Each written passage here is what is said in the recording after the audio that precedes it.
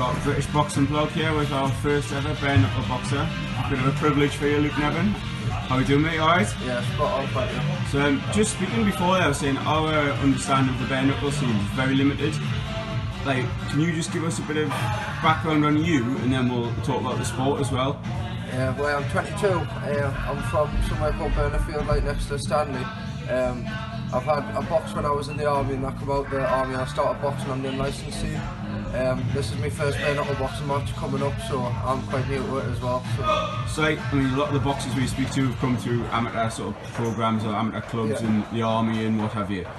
But how did you find yourself going from that into like, the unlicensed rather than sort of professional boxing? I don't know, I just think that I think if you're going to take a pro career, you need to put like everything into it, and I think it takes a certain sort of lifestyle and stuff like that, and I don't think that suited me, to be honest. So I think now that I spoke to Stu and that about bare knuckle and stuff like that, and I just think it's something that'll suit me. And like, the unlicensed scene as well, is that something you sort of stumble on? Yeah, that suits me, yeah, and it's going quite well at the minute.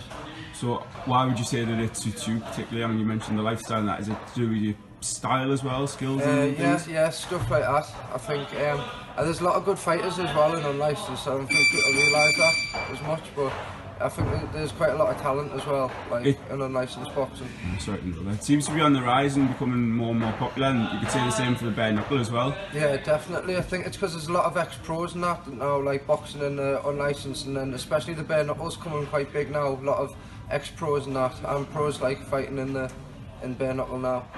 So like, in terms of your training, how would you say it differs from what sort of boxing fans would be used to, or what does it involve?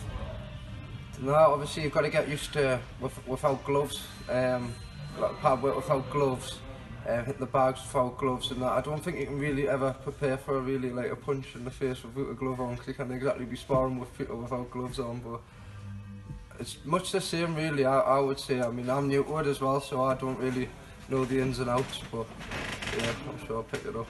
So in terms of sparring then, is that basically done with gloves on, just hard, like head protection and stuff? No, just hard sparring. No, No, I didn't wear a head guard or nothing, but like just like hard sparring, good sparring. I get that as felon warriors. So. And then like, I've done a little bit of reading in advance of this, and there's a lot similar to MMA that it's classed as safer than boxing long term, because obviously one of the main things of boxing, if you're wearing the gloves, your hands are protected but your head's not, so you can land more punches and harder punches for longer. Yeah. Whereas with bare knuckle, like MMA with the smaller gloves, your hands are going to go before someone's head. Yeah, definitely. So I think you've got to concentrate on not hitting them on the top of the head as well. Also, you just break your hand if you do that. It's interesting you mention that, because again, obviously there's a high level of skill to it that people probably don't recognise or don't think about. I think a lot of people, when they're imagining bare knuckle boxing, they're thinking of probably old school.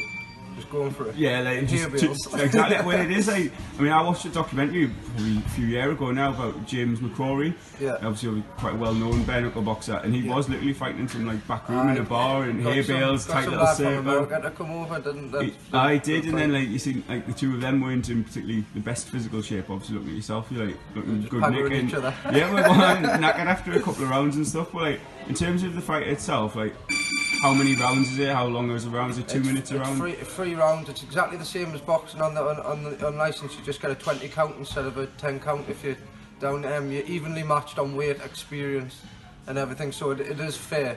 Like, it's not like old school when you're getting chucked in with like a fucking 15-stone bloke or something like that. So I'm only 11. What weight class? You got 11 stone? You saying? I'll be boxing 72 kilo. So. Do you know anything about your opponent yet? I know he is experienced. He's had like a lot of MMA, K1, is it K1? K1 kickboxing and a stuff. bit boxing, yeah. So he's no like mug or nothing. So. Do you find that like a lot of different backgrounds are sort of finding their way into that as well? Because you mentioned yourself with boxing, and, like MMA. I think a lot of MMA lads and that go into like the bare knuckle and that now. I think probably because they used to fight with little mitts and that on, is that so. Maybe a bit easier of a transition. I suppose as well, because like, back in the day it was sort of boxing as we know it, with the gloves on, or nothing really. Whereas now you've got that many different martial arts that are becoming popular, and there's all sorts. maybe thinking, oh, I'll try kickboxing, and then realising actually it's just the boxing side of it suiting you more. Yeah. And so you should have quite a bit of an advantage, you know. You think Yeah. going straight from the fists to the air. So when is the fight? August the 1st. 4th, sorry, August the 4th. August 4th. In Manchester. You sold a few tickets already? Yeah, I've got quite a few friends coming down and that.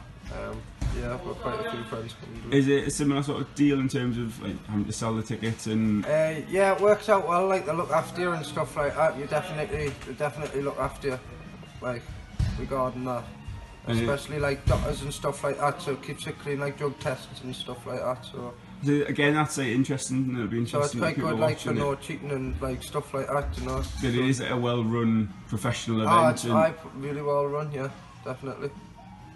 Thank you very much. It's been a pleasure, Luke. Thank you very much. Absolute joy. Cheers.